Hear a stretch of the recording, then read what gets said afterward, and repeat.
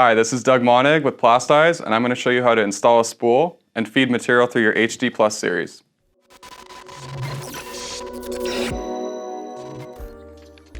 First, unscrew and remove the blue knob. Next, put the spool on the post with the sticker facing out.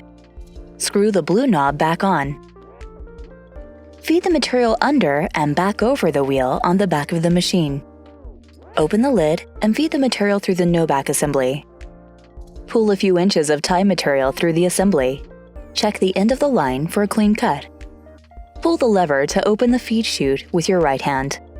While holding the lever, feed the flat part of the tie material through the orange chute with your left hand. Continue feeding until you see the tie material reach the front of the machine. Let go of the chute lever and close the lid. Turn on the machine. Test your HD Plus to make sure the material is feeding properly. You're done!